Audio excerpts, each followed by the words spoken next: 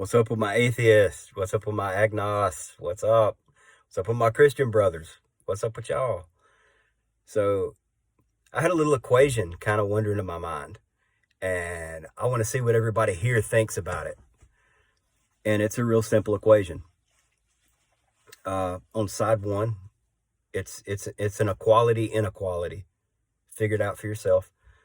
Tell me what your results are. So you're going to take Aristotle over psychology is equal or unequal to the Bible over philosophy. And that's real simple. Is that equal or is that not? And I'm gonna just lay out the facts of it. I'm not gonna lay my opinion out there. I'm just gonna lay out what I see. Hopefully as unbiased as I can. So Aristotle is considered a father of psychology, a forefather of psychology. So that's why you have Aristotle over psychology. Is that equal to or unequal to Bible and philosophy? Well, I don't know. Let's think about that for a minute without putting too much bias in there. He absolutely thought that emotions came from the heart. And if this were a biased discussion, there are actually arguments that can be made about that. But anyway, that's not something that is considered an empirical truth. It's actually considered the laughing stock of modern psychology. So because we have physiology to back it, biology, evolution to back us up on that. So he kind of doesn't deserve what he's got, but he does. Totally, I get why. I mean, he did experiments, he tried to empiricalize things. All right, let's move over to the other side of the equation. Okay, so you take like Bible philosophy, and most people don't even get, let's just, Genesis is fine. Adam and Eve, okay, and you can do this with any book of the Bible that you want to. Okay, I said Adam and Eve. Let's go with, okay,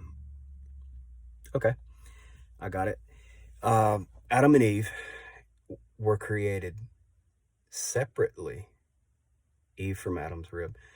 And God said, it is not good that man should be alone.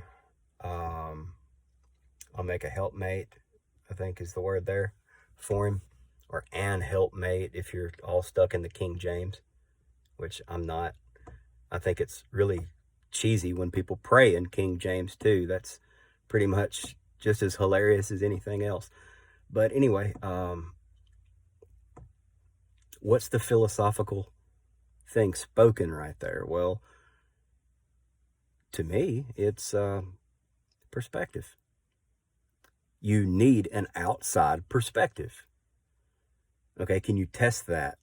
Can you test that within the text, just within the text, knowing that it's not your own bias bringing that out?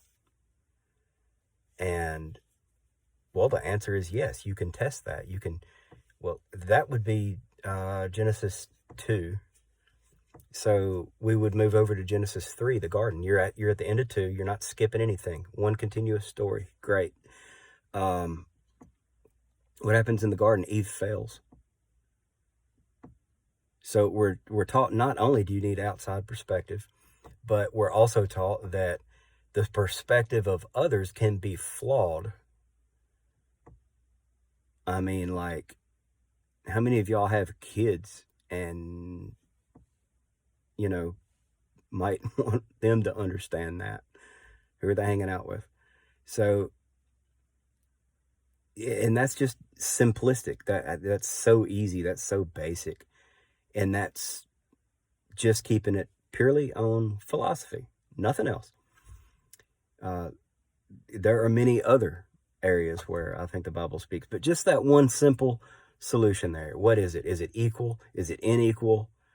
Does it fit? Does it jive? Is it right or wrong? Is it partially true? Is it just so false you can't take it? Is Aristotle over psychology equal to, lesser than, greater than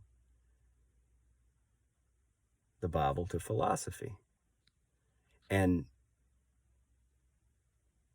who was the true forerunner there?